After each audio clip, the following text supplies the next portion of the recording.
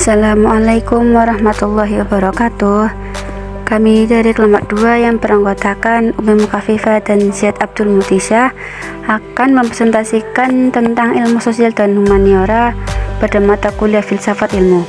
Masuk saja ke materi pertama sebagai berikut. Yang pertama, apa itu ilmu sosial? Pengertian ilmu sosial adalah sekelompok disiplin ilmu yang didedikasikan untuk memeriksa masyarakat.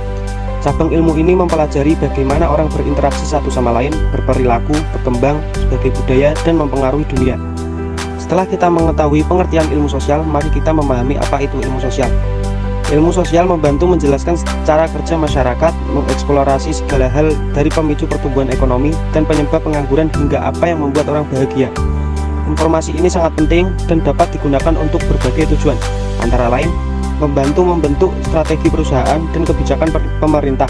Ilmu sosial sebagai bidang studi yang terpisah dari ilmu pengetahuan alam yang mencakup topik-topik seperti fisika, biologi, dan kimia. Ilmu sosial meneliti hubungan antara individu dan masyarakat, serta perkembangan dan operasi masyarakat, belajar mempelajari dunia fisik. Disiplin akademis ini lebih mengandalkan interpretasi dan metodologi penelitian kualitatif. Ilmu sosial meliputi sejarah, juga kadang-kadang dianggap sebagai ilmu sosial, meskipun banyak sejarawan sering menganggap subjek memiliki hubungan yang lebih dekat dengan humaniora. Baik ilmu humaniora maupun ilmu sosial mempelajari manusia. Kemudian pengertian ilmu humaniora. Berdasar materi sebagai objek yang diteliti serta pendekatan yang digunakan, dapatlah kita kelompokkan secara garis besar menjadi dua kelompok keilmuan, yaitu ilmu-ilmu kealaman dan ilmu-ilmu sosial humaniora.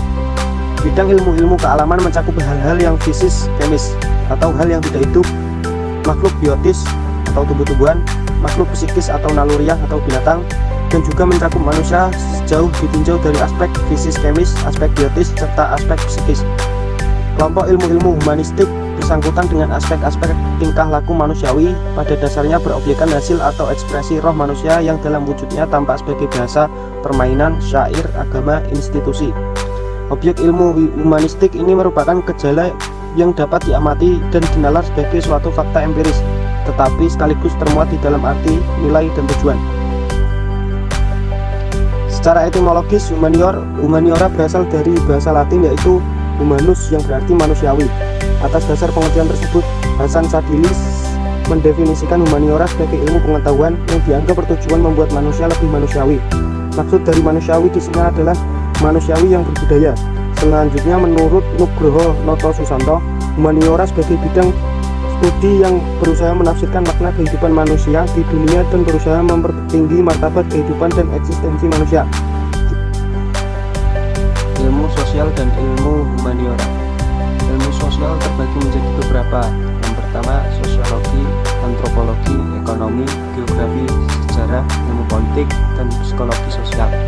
Sedangkan ilmu humaniora, yang pertama teologi, filsafat, hukum, sejarah, filologi, linguistik, sastra, dan seni. Kemudian konsep dasar sosiologi. Konsep dasar yang berkaitan dengan sosiologi, yang dimana sosiologi didefinisikan sebagai ilmu secara ilmiah terhadap lingkungan sosial. Yang kedua, konsep dasar antropologi. Konsep dasar yang membahas tentang manusia untuk memperoleh pemahaman tentang manusia dengan mempelajari aneka warna maupun fisik masyarakat dan kebudayaannya. 3. Konsep dasar ilmu ekonomi. Konsep dasar yang berkaitan dengan kebutuhan perekonomian manusia dan upaya-upaya untuk memenuhi kebutuhan manusia guna untuk mencapai kemakmuran. Yang keempat, konsep dasar biografi. Konsep dasar yang berkaitan dengan gejala maupun proses kehidupan di bumi yang menyangkut gejala dan proses alamnya yang melibatkan kehidupan tumbuhan, binatang, dan manusia untuk menjadi penghuni bumi. Lanjut kelima, konsep dasar sejarah. Konsep dasar sejarah yang menjadi kajian sejarah yang memuai kehidupan manusia di masa lalu, sekarang, dan masa yang akan datang. Kemudian nomor 6, konsep dasar ilmu politik. Konsep dasar ilmu politik yang akan membahas mengenai teori dan praktek politik serta gambaran dan analisis sistem politik yang berkenaan dengan kekuasaan, sumber kekuasaan, konflik, dan pengambilan keputusan. Yang ketujuh, konsep dasar psikologi sosial berkenaan dengan proses mental dan pengaruhnya terhadap perilaku, yakni gejala dan kejiwaan manusia. Ruang lingkup ilmu sosial dan humaniora yaitu penerapan pada ilmu sosial, salah satunya terletak di keberagaman bahasa, misalkan bahasa Sunda dan bahasa Jawa. Cara mensosialkannya dengan menggunakan bahasa Indonesia. Sedangkan letak pada humanioranya pada pelakunya yang saling toleran. Yang dimaksud ilmu sosial dan humaniora yaitu merupakan cabang ilmu untuk memahami aspek kehidupan manusia, dan ilmu ini telah dikaji sejak zaman pra-Islam maupun pada masa perkembangannya sains Islam modern. Kemudian, studi tentang humaniora diyakini lebih rasional daripada studi ilmu sosial. Humaniora adalah disiplin ilmu yang membantu menangani adat istiadat, warisan, budaya, dan nilai-nilai komunitas, dan mempertanyakan faktor-faktor yang membuat individu menjadi manusia. Ini terdiri dari mata pelajaran seperti agama, bahasa purba, sejarah, bahasa masa kini, seni pertunjukan, hukum, dan filsafat. Sebaliknya, di tengah-tengah ilmu-ilmu alam dan humaniora terletak kajian ilmu-ilmu sosial.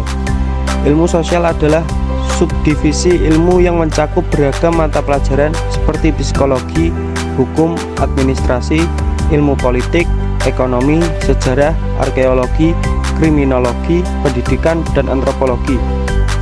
Karl Marx, Max Weber, dan Emil Durkheim diakui berkaitan dengan kontribusi definisi kontemporer untuk ilmu-ilmu sosial.